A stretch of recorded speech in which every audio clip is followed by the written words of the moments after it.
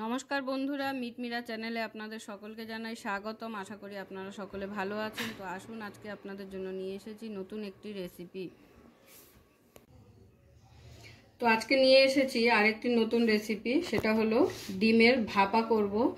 ভাপা করে সেটাকে আমি ডিম কারি বানাবো। তো তার জন্য আমার যা যা লাগবে: ডিম, পেঁয়াজ বাটা, টমেটো বাটা, এখানে আছে আদা, রসুন ও লঙ্কা বাটা, আর এটা আছে টক দই, গোলমরিচ, নুন, এখানে কটা কাঁচা লঙ্কা। তো আসুন আমি কিভাবে তৈরি করছি দেখুন। তো এবার প্রথমেই আমি ডিমগুলোকে ফাটিয়ে মিক্স করে নেব।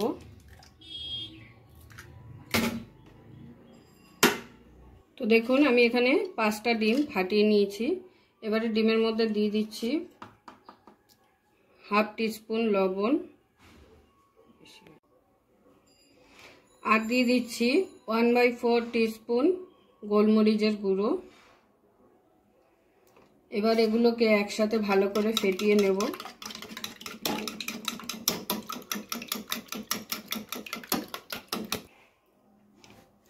এবারে এরকম একটি বাটি, টিফিন বাটি এটা আমার, আপনারা চাইলে কেকের যে বাটিগুলো হয় সেগুলোতেও করতে পারেন, বা এরকম টিফিন কারিতেও করতে পারেন। তো আমি এই টিফিন কারিটা নিয়ে নিয়েছি। টিফিন কারিতে এখন দিয়ে দিচ্ছি সর্ষের তেল। তেলটা একটু বেশি করেই দিলাম যাতে বাটিটায় ভালোভাবে মাখানো যায়। ঠিক এইভাবে বাটিটার চারিদিকে সর্ষের তেলটা মাখিয়ে নেবেন, যাতে ডিমটা যখন তুলবো ভালো করে তাড়াতাড়ি ছেড়ে যায়। ডিমটা এবার আমি এই বাটির মধ্যে ঢেলে নেব।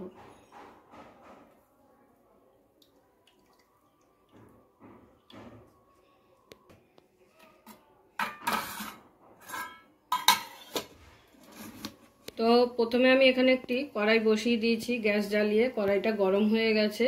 এবার দিয়ে দেব জল।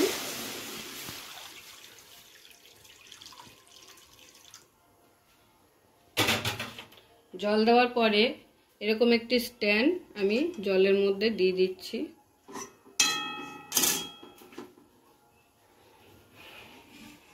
এবারে এই টিফিন কারিটা এই মাঝখানে বরাবর এখানে বসিয়ে দিতে হবে।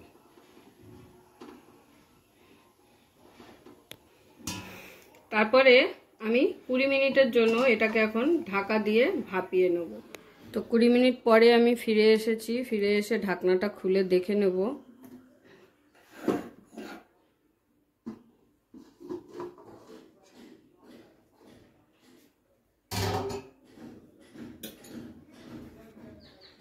তো এবার জলের থেকে বাটিটাকে আমি তুলে নিচ্ছি।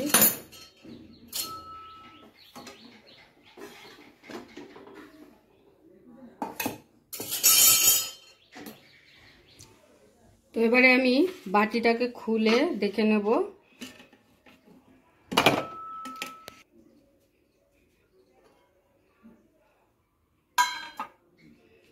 কাত হয়েছিল বলে ডিমটা ট্যাকচা। তো এবারে আমি একটি চামচ ডুবিয়ে দেখে নিচ্ছি। তো দেখুন ডিমটা ভালোভাবেই ভাপা হয়ে গেছে, কারণ চামচের গায়ে এক ফোঁটাও লাগলো না। এবারে আমি ডিমটাকে এই প্লেটে তুলে নেব।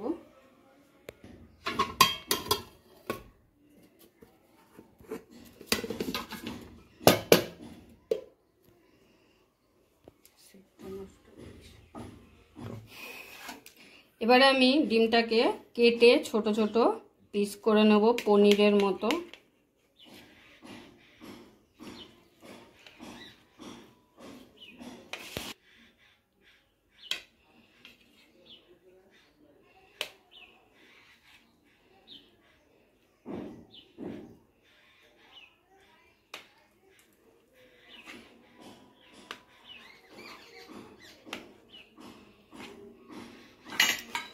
তো দেখুন আমি সব ডিমগুলোকে এরকম সুন্দর পনিরের মতো ছোট ছোট করে কেটে নিয়েছি, আর দেখুন কতটা সফট হয়েছে ভাপাটা। তো এবার আমি এর মধ্যে দিয়ে দেব নুন সামান্য,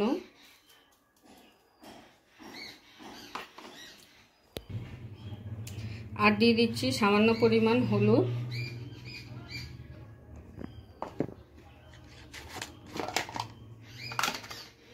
আর দিয়ে দেব কাশ্মীরি লঙ্কা গুঁড়ো। এবারে ডিমের মধ্যে এগুলোকে ভালো করে মাখিয়ে নিয়ে আমাকে ডিমগুলো একটু ভেজে নিতে হবে। কড়াইটা গরম হয়ে গেছে, তো কড়াইতে আমি দিয়ে দিচ্ছি এখন সর্ষের তেল। তেলটা একটু গরম হয়ে গেলে আমি এবারে এই ডিমগুলোকে আস্তে আস্তে সুন্দর করে ভেজে নেব।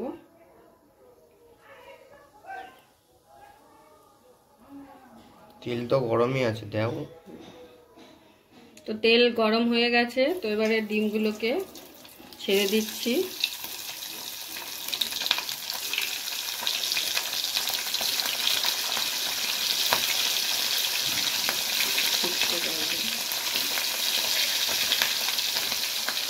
তো দেখুন ডিমগুলোকে আমি এপিট ওপিট করে ভেজে নিয়েছি। এটা কিন্তু বেশি ভাজা যাবে না, তাহলে ডিম শক্ত হয়ে যাবে। তো দেখুন সব ডিমগুলো আমার সুন্দর করে ভাজা হয়ে গেছে। এবারে আমি চলে যাব পরের স্টেপে। তেল আছে, সেই তেলের মধ্যে, একই তেলের মধ্যে আমি দিয়ে দিচ্ছি একটা তেজপাতা ফোড়ন, একটা শুকনো লঙ্কা, আর দিয়ে দিচ্ছি দুটো এলাচ, দুটো লবঙ্গ, দারচিনি আর গোটা জিরে ফোড়নের জন্য।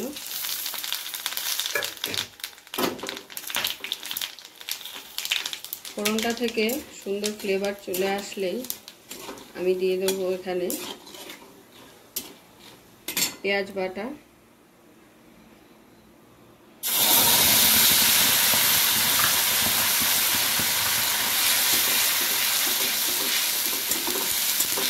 পেঁয়াজটাকে 3-4 মিনিটের জন্য ভালো করে নেড়ে চেড়ে নেব, যতক্ষণ না পেঁয়াজের কাঁচা গন্ধটা চলে যাচ্ছে। পেঁয়াজের কাঁচা গন্ধটা চলে গেছে, এখন ঠিক এই স্টেপে আমি দিয়ে দিচ্ছি টমেটো পেস্টটা।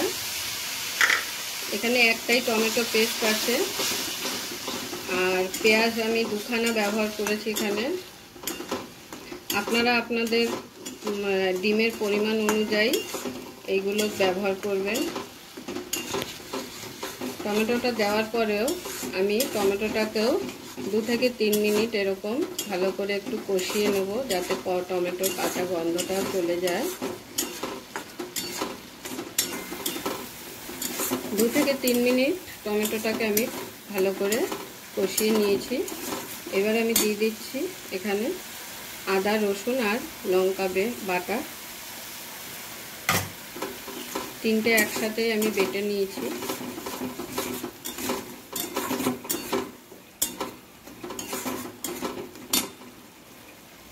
এবারে আমি দিয়ে দেবো এক এক করে সমস্ত মশলাগুলো। এখানে আমি এবার দিচ্ছি হলুদ গুঁড়ো,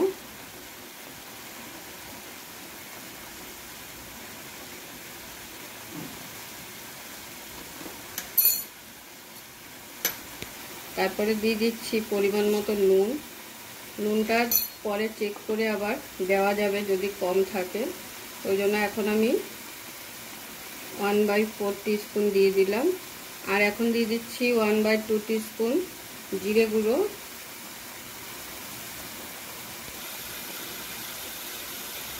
এবারে দিয়ে দিচ্ছি 1/2 টিস্পুন কাশ্মীরি লঙ্কা গুঁড়ো,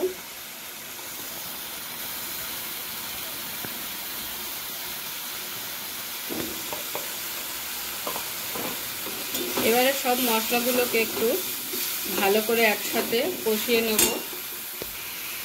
সামান্য জল দিয়ে মশলাটাকে, সব মশলাগুলো যাতে ভালো করে মিশে যায়, তো ওই জন্য সামান্য জল দিয়ে দিলাম।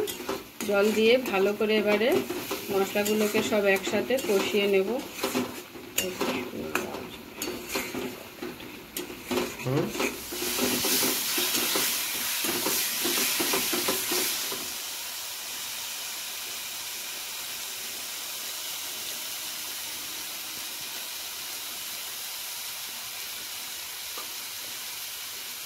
ওয়ান 4 টিস্পুন আমি এখানে ধনে গুঁড়ো দিয়ে দিলাম, আর দিয়ে দিচ্ছি গরম মশলা।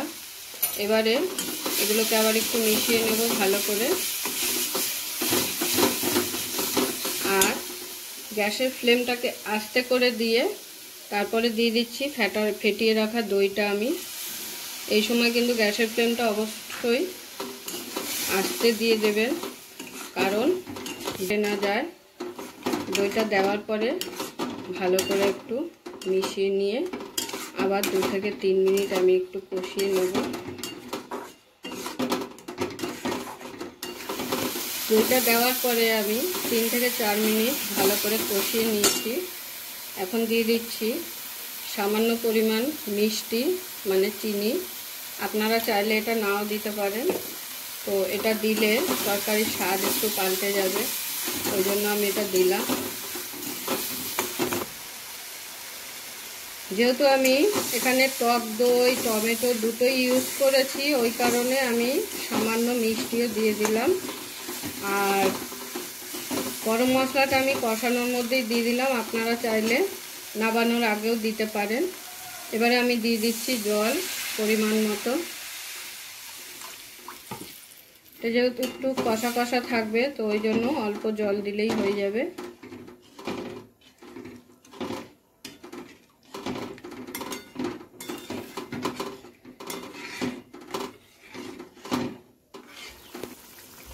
তো দেখুন ঝোলটা খুব সুন্দরভাবে ফুটে উঠেছে। এবারে আমি এই ডিমগুলোকে এর মধ্যে সব দিয়ে দেবো।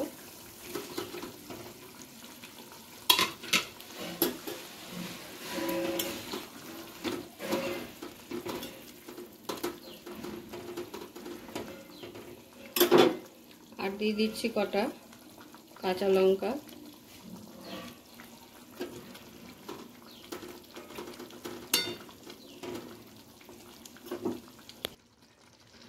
তো আমার ডিম ভাপার তরকা একদম রেডি। তো এবার আমি নামানোর আগে দিয়ে দিচ্ছি সামান্য কাসুরি মেথি পাতা। এটা দেওয়াতে এটার ফ্লেভারের জন্য তরকারির সেন্টটা আরও সুন্দর হয়ে যাবে।